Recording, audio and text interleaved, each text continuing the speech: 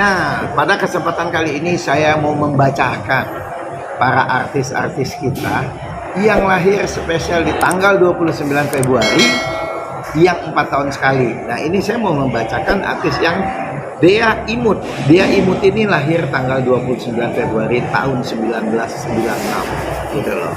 Nah, apa yang terjadi untuk tahun keberuntungan Dea Imut pada tahun naga ini? Di sini terlihat bahwa Dea Imut itu adalah orang api yang lahir di musim semi.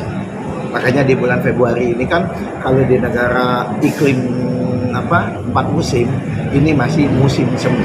Nah, ini api yang berkolak. Wah, jadi Dea Imut ini begitu luar biasa ya. Dia orangnya energik, api, dan luar biasa sekali gitu loh. Dan kebetulan yang bukan kebetulan, Dea Imut ini duduk kita ngomong di sio monyet. Dan di sampingnya sio monyet itu identik dengan logam, dan di sebelahnya adalah logam juga. Jadi kita di dalam analisa astrologi bahwa Dea Imut ini duduk di sumber uang. Keren ya? Gitu loh. Duduk di sumber uang. So, secara perhitungan kita juga ngomong bahwa secara finansial Dea Imut ini tidak akan masalah untuk keuangan. Apapun yang kerjain sama dia, wow, luar biasa. Cocok apa? Cocok, yang paling cocok kalau untuk ngomong dapat uang buat Dea Imut ini adalah jika dia berbisnis tanah dan logam. Nah, kalau buat seorang artis, tanah dan logam ini gimana sih? Gampang apa susah? Justru buat saya seorang artis itu gampang banget untuk dapat bisnis di tanah dan logam. Logam yang paling gampang adalah jual jewelry, permata, emas. Seorang artis itu udah jadi endorsement. Gampang sekali kan untuk cari uang. Begitu juga jual tanah. Gunakan sisi keartisannya untuk mencari rezeki, dan Dea Imut ini rezekinya luar biasa bagus. Terus gimana tahun ini? Tahun ini apa yang mesti dilakukan? Tahun ini adalah tahun naga kayu buat Dea Imut. Begitu banyak support yang masuk ke dalam Dea Imut. Dan tahun ini adalah tahun yang cocok Dea Imut untuk belajar investasi leher ke atas, untuk mempelajari, untuk persiapan di hari tuanya. Itu yang salah satu poin. So, buat Dea Imut, you are good this year. Kamu nggak usah khawatir masalah finansial kamu. Yang harus sedikit dikhawatirkan adalah masalah jodoh. Itu konsep. Secara finansial Dea Imut tidak perlu khawatir, tapi masalah jodoh harus sedikit diperhatikan.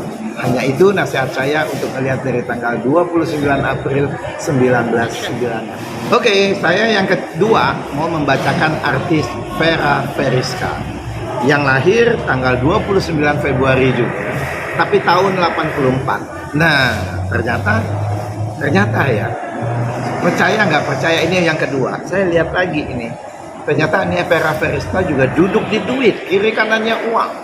Jadi harusnya secara finansial sama seperti tadi Dea.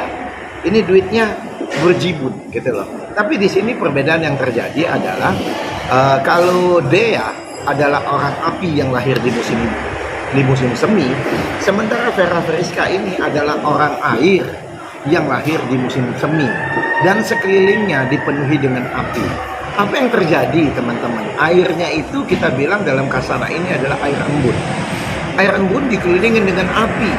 Bayangkan gitu loh, air embun yang cuma sedikit di musim panas dikelilingin dengan api yang luar biasa. Airnya akan kekeringan. Biasanya teman-teman kalau di dalam hal ini gitu ya, air itu melambangkan juga rahim. Air itu juga melambangkan tentang kalau di perempuan itu adalah konotasinya juga bisa anak, bisa rahim, bisa adalah air di dalam tubuh sendiri. So, buat Fera Feriska, kalau dilihat di sini, hati-hati, rahimnya kamu kepanasan. Jadi kalau untuk mau punya anak gitu loh, rahimnya harus tidak boleh terlalu panas.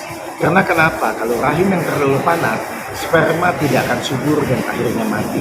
So, kalau kayak begini, ilmu kedokteran barat nggak terlalu mengerti tentang masalah panas dan dingin. Ini harus ilmu kedokteran Cina.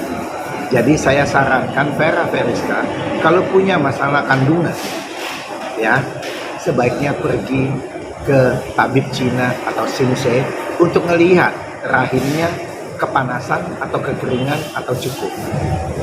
Apakah si Vera Friska bisa memiliki anak? Teorinya bisa, cuman kan ini kita tidak tahu jam lahirnya. Kalau tahu jam lahirnya, saya bisa baca. Kemudian pengobatan ini bisa dilakukan bermacam-macam cara, gitu mas. Pertama, kita bisa ke Shinsei dengan menggunakan obat-obat Cina untuk menetralkan, atau mungkin kedokteran barat. Kemudian kalau saya menggunakan Feng Shui untuk menata energi yang balance buat Vera Verina. Kemudian kita juga menggunakan bisa kias-kias yang lain gitu loh. Nah tapi kan yang paling penting adalah saya harus tahu jam lahirnya dulu sehingga saya bisa menganalisa dengan benar. Tapi secara teori selama subur dan indung telurnya ada secara kedokteran barat tidak bermasalah, secara teori harusnya bisa punya anak.